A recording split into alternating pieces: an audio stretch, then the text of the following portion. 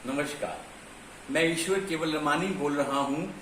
जैसे कि हम सभी लोगों को मालूम है कि इस समय वोटिंग का दौर चल रहा है और लोग वोटिंग कर रहे हैं।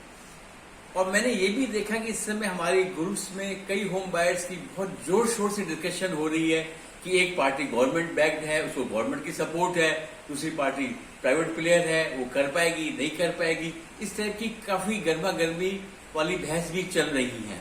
खैर, मैं गवर्नमेंट और प्राइवेट प्लेयर के बीच की लंबी डिस्कशन नहीं करूंगा, पर यह बहुत जरूरी है कि हम इन दोनों के बीच में जो हमारा एक्सपीरियंस हुआ है अब तक का, उसके बारे में जरूर हमको चर्चा कर लेनी चाहिए। और जो मेरे व्यूज है, मैं अपने व्यूज आज जरूर एक्सप्रेस करूंगा। तो पहले तो मैं ये क्लियर करना चाहूंगा कि हमारे सामने ये दो ही बिडर हैं। एक एनबीसीसी जो पब्लिक सेक्टर यूनिट है, गवर्नमेंट बैक जिसे कहा जा रहा है। दूसरी तरफ हमारे पास सुरक्षा प्लेयर है जो बॉम्बे बेस्ड है और वो वहां पे बॉम्बे में रियल एस्टेट के प्रोजेक्ट बना रहा है। तो सबसे पहले तो मैं यही बताना चाहूंगा कि ये दोनों ही बिडर हैं जो हमारे जेपी के इंसॉल्वेंसी में लगातार बिड भरते आए हैं। ये जानना बहुत जरूरी है कि इन दोनों बिडर ने डेफिनेटली जो टर्म्स सेट की होंगी आईबीसी लॉ के हिसाब से एक्सप्रेशन ऑफ इंटरेस्ट में, इन दोनों बिडर ने उसको क्वालिफाई तो किया ही होगा। जो भी उनकी मिनिमम कंडीशन रही होंगी वो इन्होंने मीट की हैं। तो ये तो हमें मानना पड़ेगा कि दोनों ने जो मिनिमम एलिजिबिलिटी क्राइटेरिया है उसको क्लियर किया है। अब मैं आता हूं गवर्नमेंट प्लेयर और एक जो प्राइवेट प्लेयर की बात हो रही है। एनबीसीसी के बारे में काफी दफा हमने वीडियो में चर्चाएं की हैं और मुझे मालूम है कि आप सबको उनकी बिड के बारे में काफी अंडरस्टैंडिंग है। मेन मुद्दा आता है कि क्या उसको गवर्नमेंट की सपोर्ट मिल रही है, जिसकी हम काफी चर्चाएं कर रहे हैं अपने ग्रुप्स में। मेरे को तो कोई ऐसी नजर आई नहीं है कि जो गवर्नमेंट ने उसको कोई बहुत सपोर्ट कर दिया हो या ये डिक्लेयर कर दिया कि हम तो आपको इतना पैसा देने वाले हैं, कंस्ट्रक्शन में आप लगाइए और होम बायर्स को रिलीफ दे दीजिए। ऐसा नजर नहीं आया। वो जो भी फंडिंग कर रहे हैं, वो यमुना एक्सप्रेस वे को हाईवा करने की बातें करते हैं, जिल की एसेट से लेने की बातें करते हैं। कहने का मेरा मतलब ये है कि जो हमारे मन में परसेप्शन है और वो जो ग्राउंड रियलिटी है वो डिफरेंट है। अब दूसरी तरफ हम आते हैं सुरक्षा के ऊपर। उसके बारे में भी कई लोगों के मन में शंकाएं हैं कि वो घर बना पाएगा नहीं बना पाएगा, उसका कितना एक्सपीरियंस है। वो तो खाली बॉम्बे में, उसका दिल्ली में इस साइड एक्सपोजर नहीं है। उसके बारे में भी शंकाएं आती हैं और शंकाएं आना भी जरूरी है, उसमें कोई गलत बात नहीं है। शंकाओं से हमें बाद में समझ में आता है कि हमारा ओपिनियन ठीक है या नहीं है। पर मैं यहाँ पे अब I would like to draw your attention कि जब ये हमारा इंसॉल्वेंसी पीरियड चल रहा था 2017 अगस्त से, तो आपको याद होगा कि 2017 अगस्त से 2019 दिसंबर तक जब जिल कंपनी के अफेयर्स आईआरपी गवर्न कर रहा था, उस दौरान 28 महीने में आईआरपी ने भी कम से कम हमारे को 7,500 से 8,000 फ्लैट बना के दिए। और उस वक्त उसके पास जो इनकम सोर्स था वो यमुना एक्सप्रेस वे की टोल इनकम आती थी। और जो मेरी अंडरस्टैंडिंग है उसके हिसाब से उस वक्त टोल इनकम इनकी 300 या 400 करोड़ पर ईयर आती थी।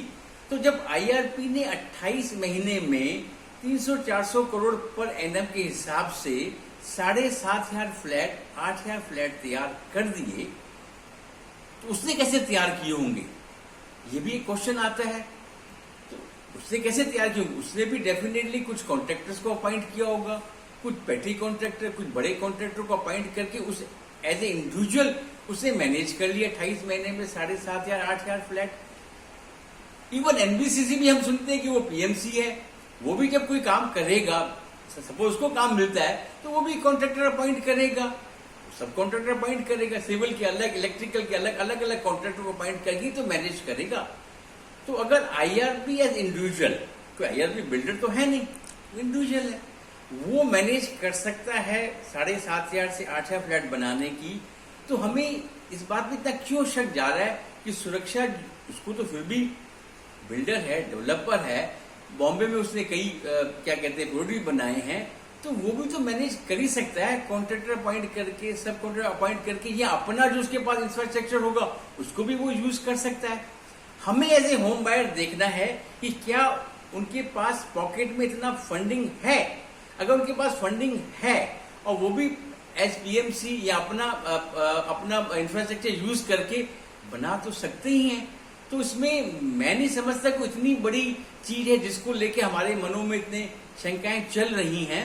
शंकाएं रखना ठीक है, पर ये जो मैंने खुद आंसर ढूंढने की कोशिश की कि इसका आंसर क्या है, तो मैंने देखा कि अगर आईआरबी एज इंडिविजुअल बना सकता है, उसके पास तो लिमिटेड पैसे थे, उसने इसलिए कम बनाए। अगर आईआरबी के पास भी फंड की अवेलेबिलिटी ज्यादा होती तो शायद वो भी हमारे अब तक फ्लैट बना चुका होता। अब तो रिमेनिंग फ्लैट बचे 18,000 है, जिसमें से अभी हमने फिर सुना है कि वो अप्रैल की सीओसी मीटिंग के बाद वो 6,000 फ्लैट बना रहा है। अगर तब तक बनाएगा जब तक हमारा इसका फैसला नहीं हो सकता। तो और उधर हम देखते हैं कि गवर्नमेंट की बैकिंग है, तो क्या गवर्नमेंट की बैकिंग हमें दिख रही है? तो आज मैं सिर्फ मिक्स होके यही बता रहा हूं कि ये कंफ्यूजन जरूर है, पर अगर हम ध्यान से क्लोजली हम लोग देख रहे हैं, अब हम अपनी बिड को, अपने प्रोजेक्ट को बहुत क्लोजली ऑब्जर्व कर रहे हैं और हमारे पास कई क्वेश्चन के हमको आंसर मिले हैं, तो मेरे ख्याल से इसका आंसर भी हमारे को इन्हीं चीजों में मिल रहा है। फ्रैंकली स्पीकिंग, मैं तो बहुत खुश होता अगर गवर्नमेंट इस समय, जैसे कि आप हम सबको मालूम है कि 6,500 करोड़ चाहिए कंस्ट्रक्शन के लिए, 3,500 होम बायर्स के ड्यूज हैं, रिमेनिंग 3,000 करोड़ ही तो हैं। अगर गवर्नमेंट एक शॉट में 3,000 करोड़ लगा दे, हमारे घर बना दे, वो अपने आप ही जिल की एसेट से रिकवर कर सकता ही पैसा। अभी भी तो ये दोनों आ रहे हैं जो कई चीजें जिल के एसेट्स ही तो रिकवर करेंगे, तो हल तो सबके पास से आसानी से ढूंढने के लिए। मुझे तो समझ में नहीं आता कि हम 4 साल से इस आईबीसी के कानून के पचड़े में इतना पड़ गए हैं कि हमको बाहर निकलने में इतनी मुश्किल क्यों हो रही है। इशू इतना मुश्किल नहीं है, शायद अगर अब जब क्लोजली वॉच करने के बाद मैं देख रहा हूं कि ये इशू इतना मुश्किल नहीं है जितना ये बनाया गया है और जितना ये हमको दिख रहा है। तो आज की बातों में मैंने कई चीजें शेयर कर दी हैं और मुझे पूरी उम्मीद है कि आप सब लोग भी इसके बारे में इसको स्टडी कर सकते हो। इवन सुरक्षा वाले ने अपनी वेबिनार मीटिंग में अपनी कंपनी के बारे में बताया है, उसको भी आपने जरूर पढ़ा होगा।